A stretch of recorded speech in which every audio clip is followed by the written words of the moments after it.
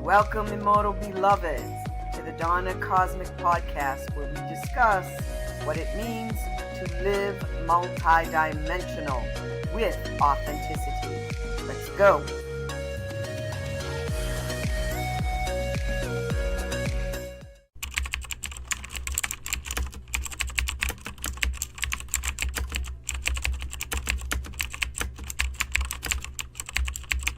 You wanting to follow your passion,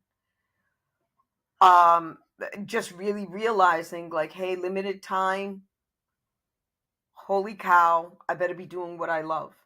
I want something passionate because I know now something. It's almost like this internal clock goes off and we really recognize, oh shit, limited time. Let me get real with myself.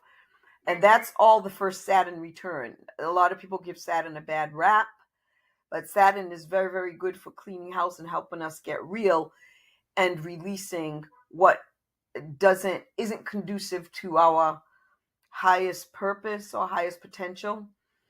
So combine that with what you're saying now as far as the rub feeling off on everything. Once you had that conversation with me and you committed, we don't realize we're committing, but we are making a choice, and we're choosing, however subtle that choice is.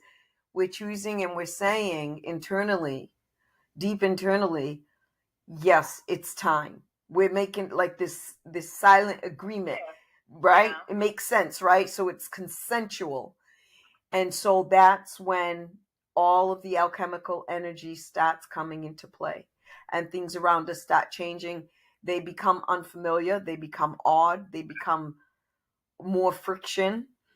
And it's exactly what you described with that not syncing up, and it could be anybody. Could be a parent, a child, a lover, a husband, a wife, co-worker. We're just, for some reason, not syncing up. Now, what's going to happen, and I'm just putting this out there as a prediction. If it's incorrect, you can always get back to me and let me know. It's waves. It's energetic waves. So in other words, the awareness came to you first, right? That, wait a minute, whole shit. There's a limited amount of time. Let me get real with myself. Once that awareness comes, there's also that silent decision internally. Okay, what am I passionate about? What do I love to do? It's time. Then things already stop moving. When we are true to ourselves to the core, it doesn't matter if it's 1 second, 1 millisecond, already the universe is engaging. It's always engaging. It's just that when we're headed toward truth, if you will, the truth of our core, it seems to move at an accelerated rate, at least in my experience. So the things around us shift. And so to me, that's what I'm hearing in your experience. And it's going to, I've been shown it alchemically as a spiral, right? So there's this spiral of consciousness that's unfolding, right? And so you're at one, say you're nowhere, first of all, and everywhere. Your true being. I'm just talking about how it plays out on the different planes, because we're multidimensional beings, right? So on the spiral, you're at that point. What's going to happen is the exterior is going to adjust to you, to your frequency that you're emitting. And then everything's going to seem to fall back. Oh, that was just a cycle. I'm here to say, from my direct experience, that cycle continues to deepen and unfold. So that you'll have this experience again, but it will not be at the same point on the spiral. Well, it's interesting because I know how when I shared this with you, you had said like it might be your first Saturn return, but I've been here before in my life. So I don't think this is the first, you know what I'm saying? Because I've had moments like this, like when I finished college and I was like, okay, grad school or a job, what do I want? What do I want to do? Do I want to move again?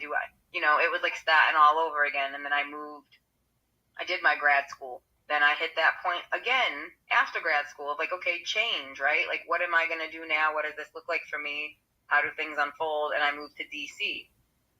And then that opened up a whole new experience for me too. So I've been here a couple of times. And for me, it's not the whole, for lack of better words, fear of running out of time.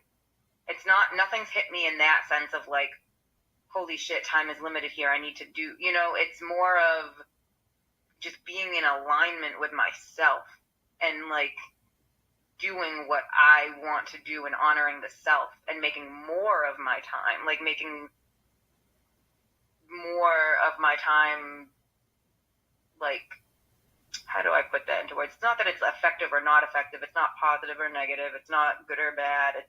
It's more of full of potential. Is it a full of potential, full of expression? That like I guess, I mean, kind of like making your experiences, your time more full, right? Like, yeah. I understand downtime and I appreciate my solitude. Trust me, especially with the work that I do, it is nice to like not be around humans for a little bit. But yeah. But this is more of like, you know, how do I make my time feel more full for me once I have recharged and resetted? You know what I mean? Yes. Okay. So first of all, when you just shared about I've been here before, I heard that on multiple layers. I heard previous incarnations too. It doesn't mean that's what you were saying, but that's what I heard. And so as far as the first Saturn return goes, it's usually anywhere from a 30, it's 30s, early 30s, some earlier, some later. It depends. That's just an estimate of when Saturn is back in the sun sign. But remember, the planets are planes of consciousness, and those planes of consciousness are in our bodies. You know, it may be a rock in the sky. I can't prove that. I just know I've never seen it. But I do know alchemically they're planes of consciousness in our body. So when I say that this, I'm talking about this time-space continuum, what I'm hearing is it's a Saturn return. And because you had multiple points where you were ready to change, that was also part of it's all interconnected. It's also part of this. This one, though,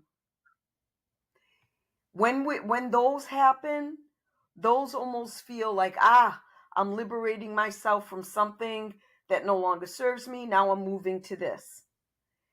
So that's not what this one is. This one is different. So if it's not the same or similar, then it had to have been like little blips to prepare me for this, right? Exactly. I didn't even have to say it. That's how intelligent our inner knowing is. Yes.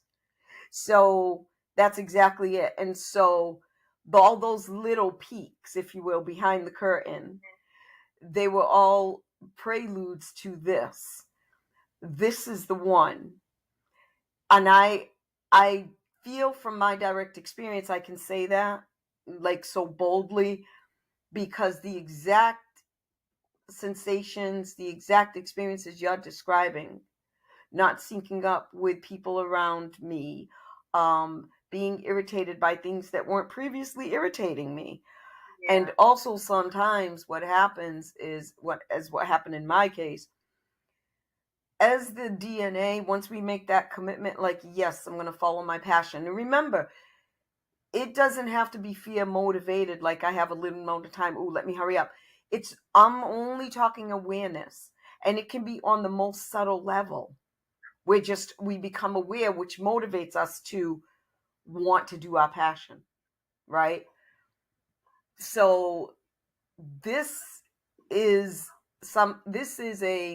an unfolding journey. I feel all of us as living consciousness, living awareness. I feel we all take this journey. All of us. I don't think anyone escapes it. I feel that people have misinterpreted it. I feel that because we weren't given all of the alchemical knowledge we needed to navigate these vessels on this plane. So we kind of like it. We have to figure that shit out as we go along. And, you know, you are very in tune and very aware. And the greatest thing is we all do have our answers within us, as you just proved. And those were little preludes. So this, I will say to you, is temporary, but this is the one.